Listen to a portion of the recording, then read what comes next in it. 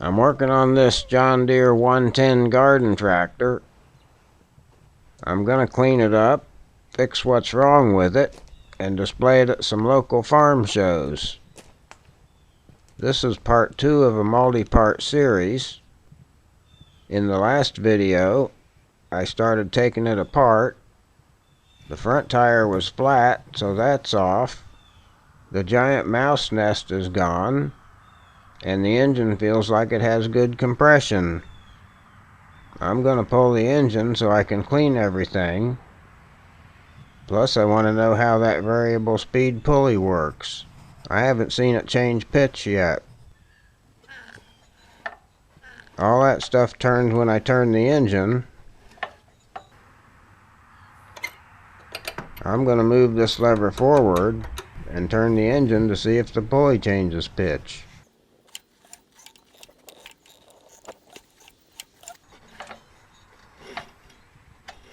I don't see anything changing, so I still think there's something disconnected or missing in there. I'm going to keep taking it apart until I can see how it's supposed to work. Now I want to take the starter generator off. I'll start with these wires. The nut's not coming loose. The stud's turning instead. You need a really skinny wrench to fit on that other nut down there. Maybe I can get it by holding on to the wire connector. That worked this time. If the connector started to bend, I would have had to stop and go find a skinny wrench. Don't want to break the connector. When I put it back together, I'll make sure that bottom nut is tightened up a bit. That's what keeps the stud from turning when you're working the top nut.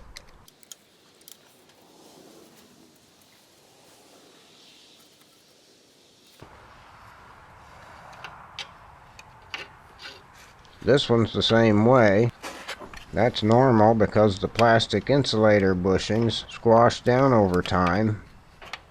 As long as they're not damaged, you can tighten them up and they'll be good.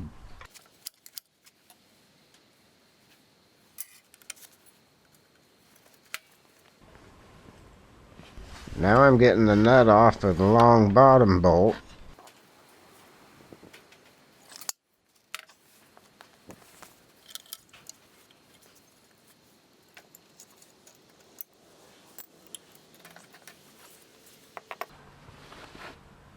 Next, I want to disconnect this belt. I'm going to take off the belt guard.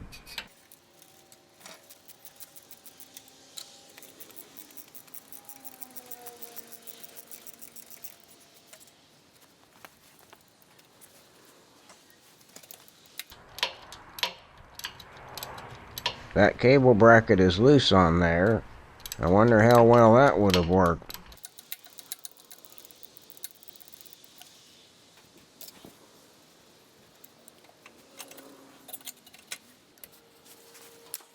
Next, I need to unbolt the engine. Each tractor maker orders their Kohler engines the way they wanted them. These bolts thread directly into the engine block. On a wheel horse, they use a bolt and a nut. Also, I see this drain plug comes out the bottom of the oil pan. On a wheel horse, the drain plug is in the end of the oil pan.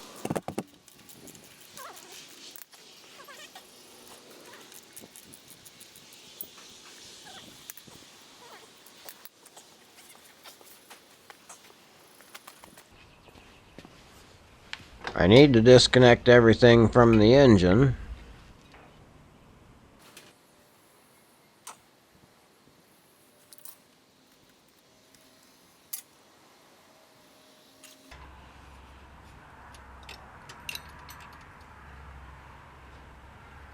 That was the linkage out of this hole here.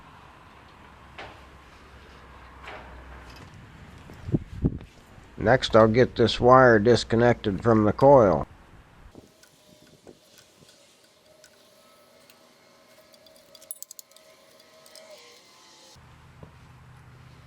I should be able to move the engine and get this belt off.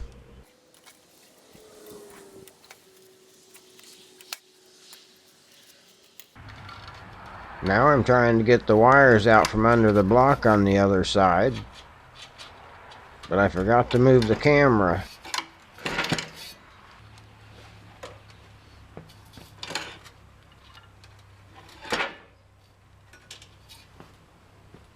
I think everything's disconnected.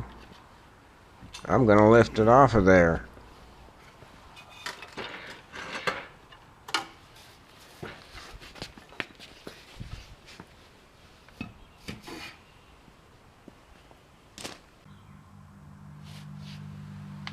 Now I'm going to fix this tire. It's already been plugged a bunch of times. I'm going to put a new tube in it. I'll make sure there's not too much air in it. I don't need this valve stem anymore, so I'll get rid of that.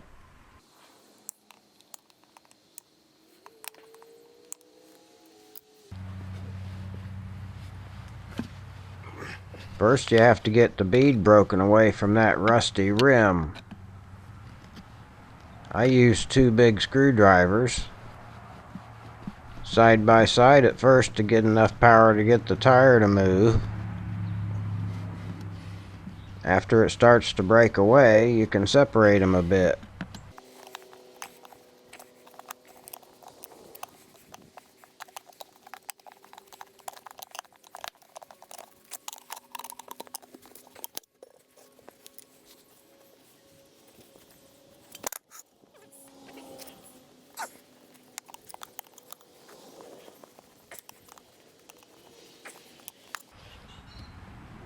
The tire's stuck on there a bit harder on this side,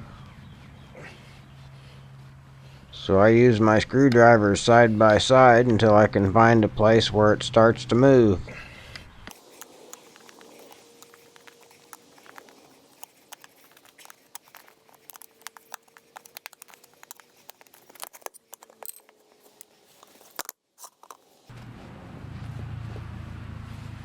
For this part, I use my knees to push the near side of the tire down, while I use the screwdrivers on the far side. There's a layer of stuff in there. That's not good.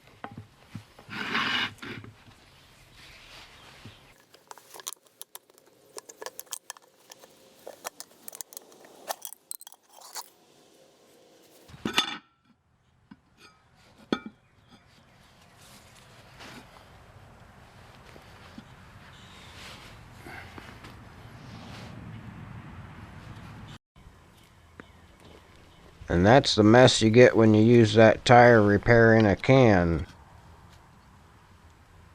It creates layers of mud.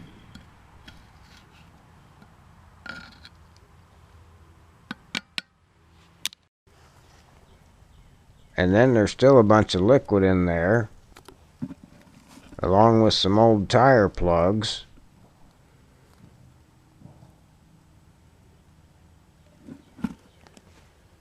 Luckily that crap is water soluble, so I took the garden hose to it. Here's the tire and rim sitting in the sun to dry.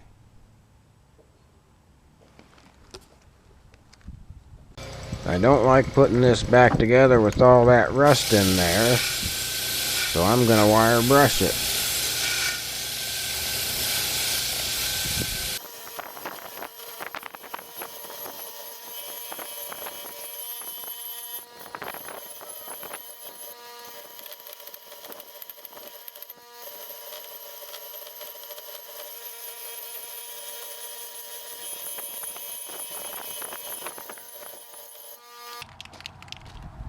Now I'm ready in the paint booth. First I'm going to use Krylon Gray Primer.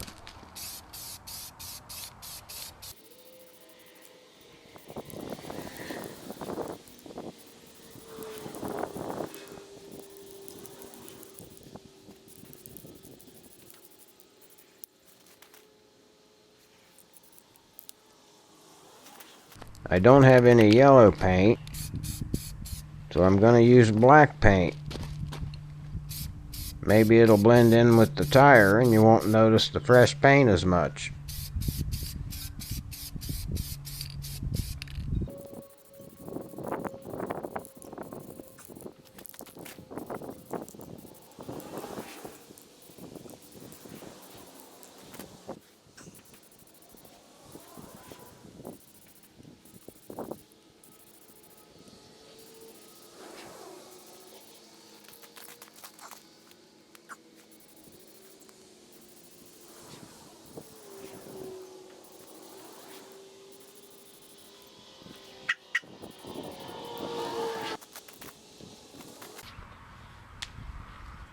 It's been a few days, so the paint's nice and dry. I'm gonna scratch the paint with my tire tools, so I'll put the tire on from the inside where you won't notice the scratches as much. On this tractor, the valve stem is on the inside, so I'll put the valve stem side up. I have some old dishwashing soap here for lubrication.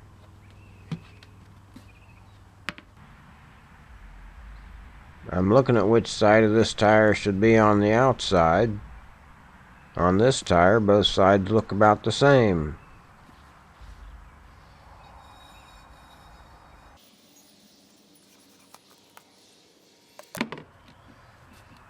I like to get plenty of soap on there.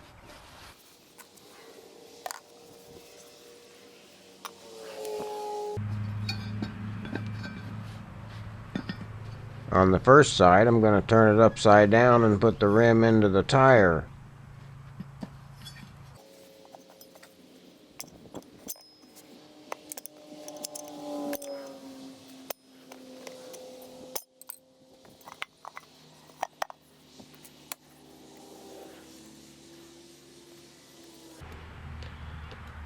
I've had air in this inner tube for a while, just to get the shape back into it after it's been in the box.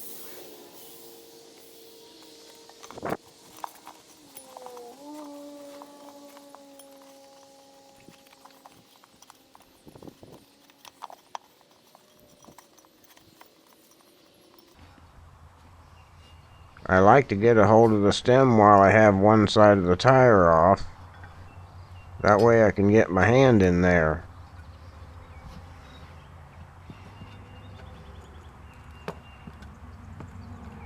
This is my favorite valve stem tool these days,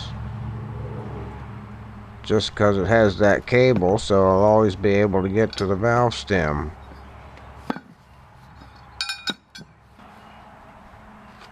Now I need the dish soap again.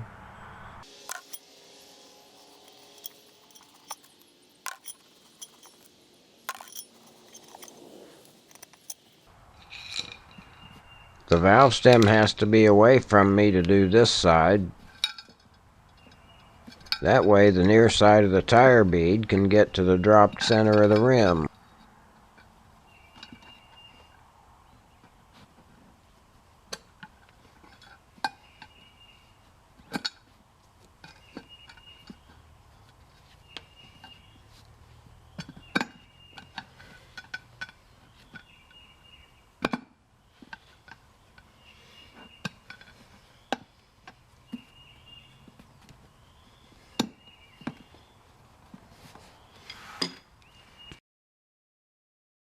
This part of the rim in the middle is a smaller diameter. That's what I'm referring to as the dropped center. This part of the tire under my knees has to be down far enough to go into the dropped center section of the rim. Remember, the tire has cables in the bead, so you're not stretching the bead bigger when you do this. First, you're forcing the bead into an oval to get around the rim. Then the near side of the tire has to be in the dropped center for the far side to go over the rim.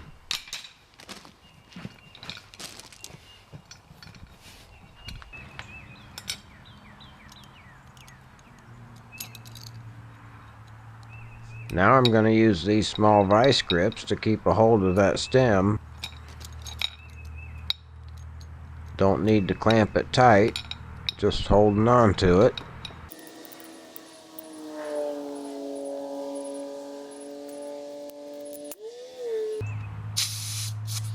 Now I'm going to try to rotate the rim inside the tire until the valve stem comes out straight.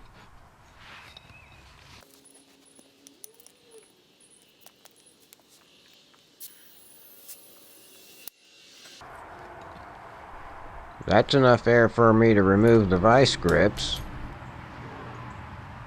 And look, my valve stem's crooked.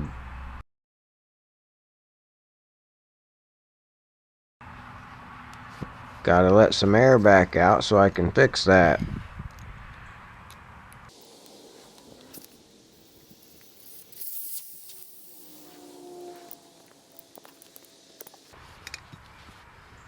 You have to get the bead broken loose on both sides so you can rotate the rim inside of the tire.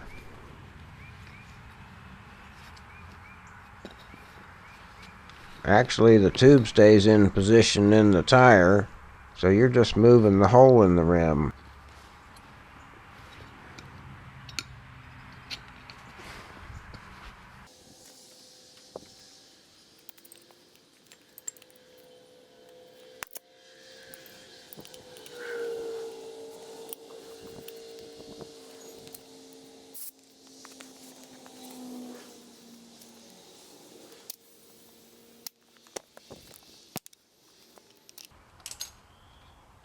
Well, looks like I went a little too far that time.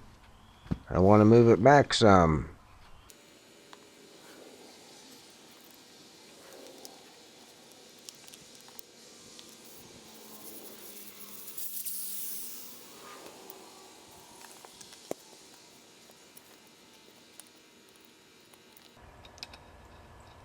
It should be good this time.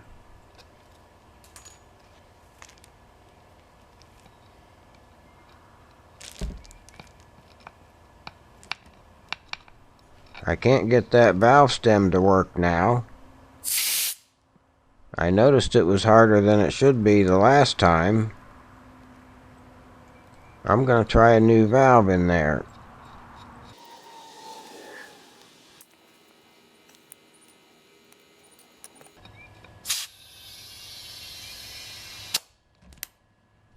Well, that made a difference.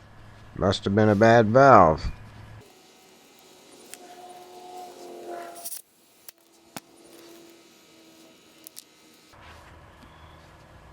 Okay, I like it this time. I'm gonna go with that.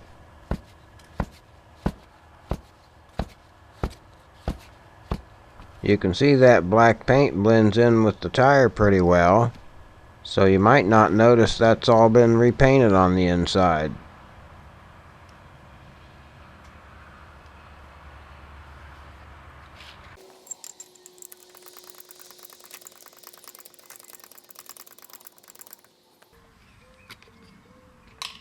I'm gonna put some fresh grease in here.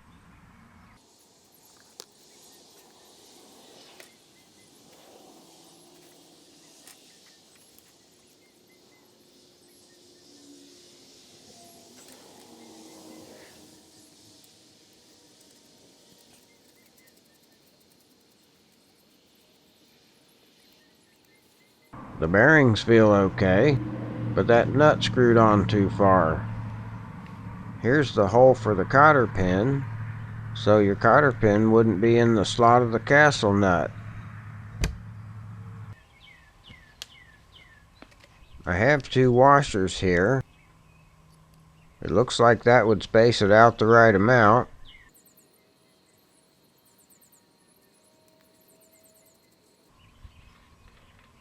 I'm going to look at it with one on there.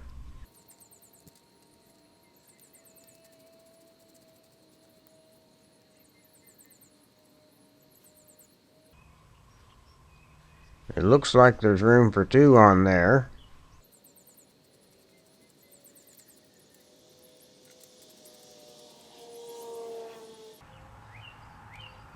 Yeah, that's pretty good.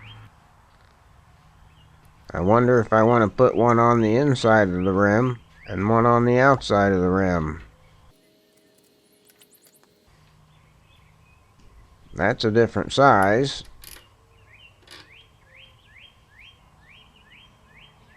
And it looks like there's already a washer in there. Okay, I'm putting two washers on the outside and call it good.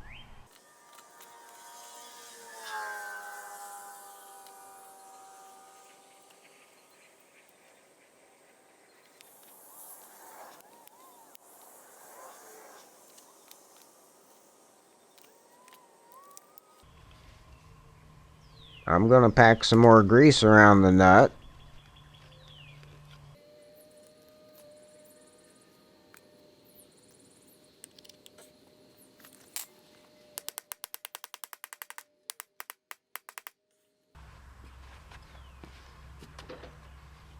That looks good.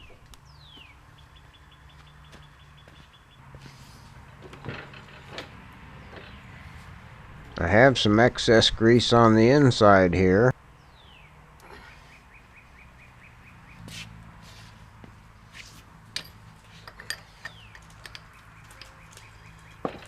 Well, that's as far as I'm going this time. I got the engine pulled, and I got the tire fixed. Now I'll be able to roll it around while I'm working on it. That's good. Isn't that right, Jake? Yeah. Alright, that's it.